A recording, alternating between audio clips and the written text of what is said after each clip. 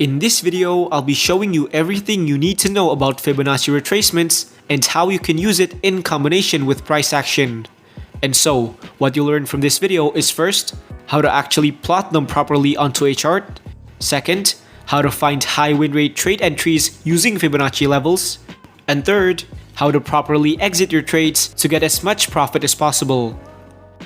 Now, let's start with the basics. What are Fibonacci retracements? So, Fibonacci retracements are key levels based on the Fibonacci number that lets you identify the end of a pullback. And we can generate these levels by using a tool called the Fibonacci Retracement tool. Now the question is, why should you use this tool to identify pullbacks? Let me give you a scenario. So let's say that the current market is trending and you're looking to enter a position. Now we know that the best time to enter a position at a trending market is to wait for the trend to make a pullback. So as price makes a pullback, you can enter a buy position at the end of the pullback before the price continues with the main trend. And so, how do we know that this point will be the end of the pullback? Well, in my previous video, I mentioned that a pullback tends to end at a previous key level, like in this example. Here, we can see that the price went up and consolidates at this level, making this a level of resistance. Next, we saw the price broke through the resistance level and made a pullback. Now notice where the pullback ended, the previous resistance level that we drew earlier. And so it's widely known that pullbacks tend to end at a key level. However, what if the chart looks like this instead, where the price went up and made a pullback, but there are no previous key level?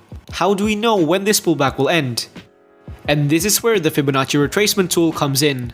So as I plot the tool onto our chart, notice that we now have these Fibonacci-based key levels generated by the tool.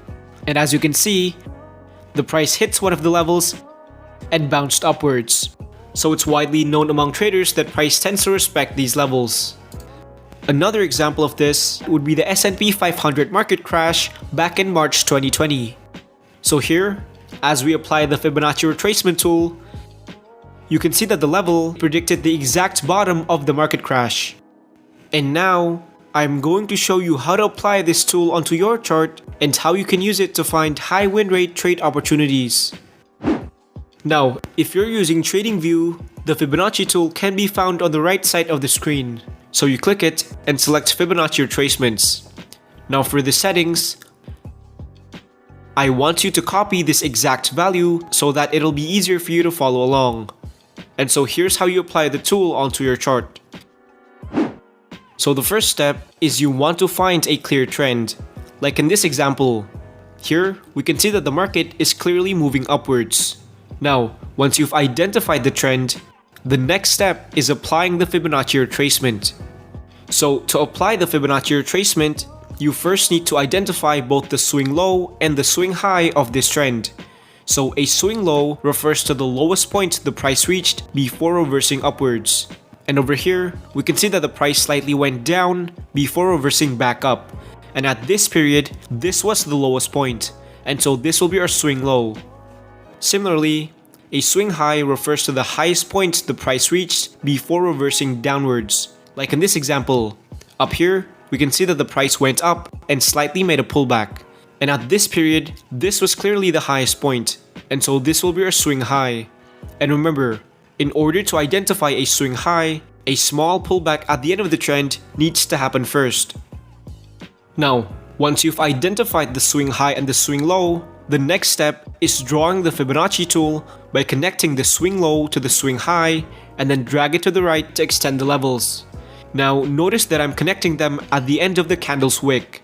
And as you can see, we now have the Fibonacci levels in place. And again, I advise you to follow the custom settings that I have so that it'll be easier for you to follow along.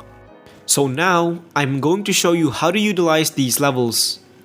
So starting from the top, you have your 0% level, which is basically your starting level. And below that 0% level are your Fibonacci retracement levels, which are levels where the price may pull back into. Now, the most common level where the price may pull back into are these three levels: 38.2%, 50%, and 61.8%. These three levels are called the golden zone. However, that doesn't guarantee that the price will reverse at these levels. it can always break right through and go towards the deeper levels like the 78.6% and the 100%. Now, the 100% level is the maximum level where the price can still be considered as a pullback. Let me explain. So if the price moved downwards but remains above the 100% level, it indicates that this downwards movement is still considered as a pullback, meaning there's a chance that the price can still go back upwards. But if the price moved downwards but breaks below the 100% level, it indicates that this downwards movement is no longer considered as just a pullback, but rather it can already be classified as a downtrend, meaning the price is more likely to continue downwards instead. And so if the price breaks below the 100% level, you cancel your trade and look for other opportunities. Now, a key point that you need to remember is that you need to treat these levels exactly like support and resistance, meaning we treat them as areas, not as solid lines. So now the question is, how do we know at which level will the pullback end? Well, just like normal support and resistance, you cannot immediately take positions just because price touches one of the levels. You need to wait for confirmation by looking at the price action. Let me show you an example. So here, we can see that the price made a slight consolidation, then proceeds to break below the 38.2% level. Now, what this shows us is that price is clearly not respecting this level because it showed no reaction at all, meaning the price will not likely bounce at this level. Next, we can see that it also broke the 50% level without any reaction, again indicating that the price doesn't respect this level. Now, as price approaches the 61.8% level, notice what's happening.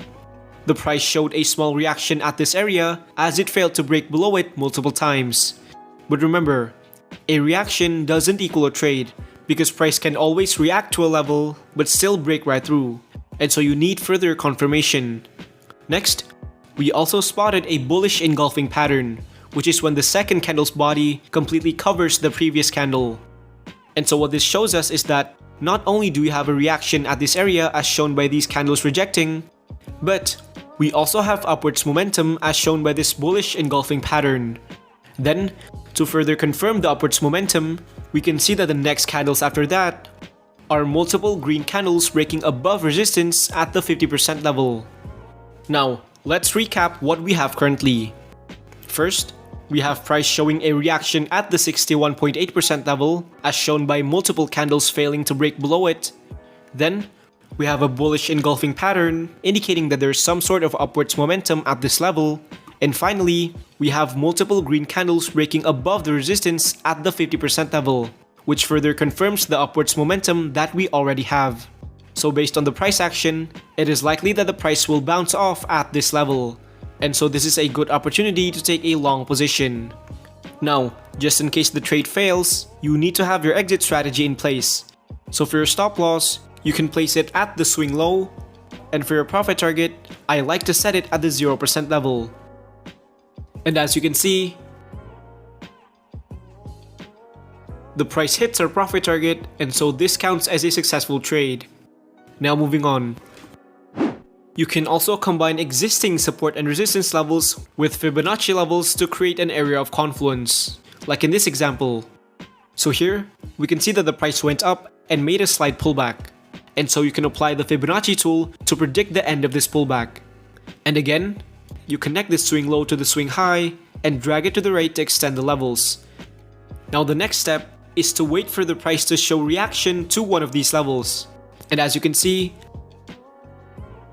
the price made a pullback towards the 38.2% level and showed a slight reaction as seen by these three candles consolidating at this level. But again, a reaction doesn't equal a trade because price can always react to a level but still break right through. And so we also need signs of upwards momentum. And after that, we can see the price broke below the 38.2% and ended up at the 50%.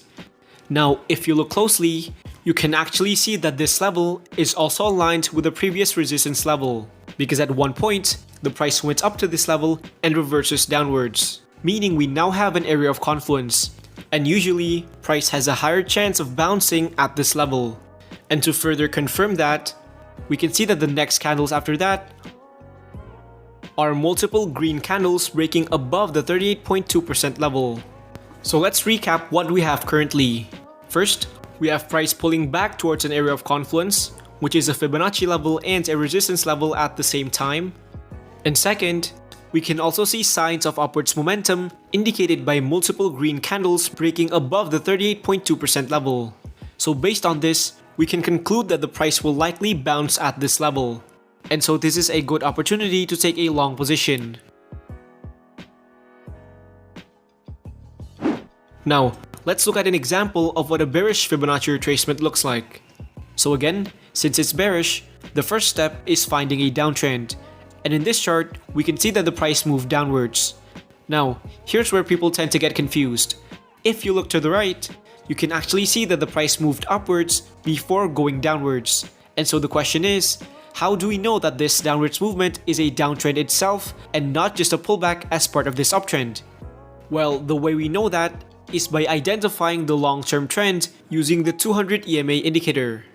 And in this example, we can see that the price is below the 200 EMA, meaning this downwards movement is in fact a downtrend. Now, once you've identified the downtrend, the next step is applying the Fibonacci retracement tool. And since it's bearish, you want to start from the swing high and connect it to the swing low. And again, drag it to the right to extend the levels. The next step is wait until the price shows a reaction to one of the levels. So as you can see, as price approaches the 38.2% level, we spotted multiple small candles failing to break above the level, indicating that the price is actually reacting to this level. Next, we can see a green candle that broke through the 38.2% level, immediately followed by a big red candle that engulfs the previous candle. So what this shows us is that at one point, buyers pushed the price upwards, as shown by this green candle breaking above the 38.2% level, but then sellers came in stronger and pushed the price back down, even as far as surpassing the previous candle's opening price, indicating that there's actual downwards momentum at this area. So again, let's recap what we have currently. First, we have price pulling back towards a Fibonacci level. Second, we have price reacting to that Fibonacci level. And third, we spotted a bearish engulfing pattern indicating that there's some sort of downwards momentum as price touches this area. So based on this, it is likely that the price will bounce off at this level. And so this is a good opportunity to take a short position. And that's how you utilize Fibonacci retracements to find trade entries. Now to summarize, here are 4 key takeaways from the video. The first one is that Fibonacci levels behave exactly like support and resistance, so treat them as areas, not as solid lines. Second, before plotting the Fibonacci retracement, make sure to identify the long-term trend first, and you can do that by using the 200 EMA. Third, always wait for confirmation before entering a position. And fourth, you can combine previous support and resistance levels with Fibonacci levels to create an area of confluence. Now, before I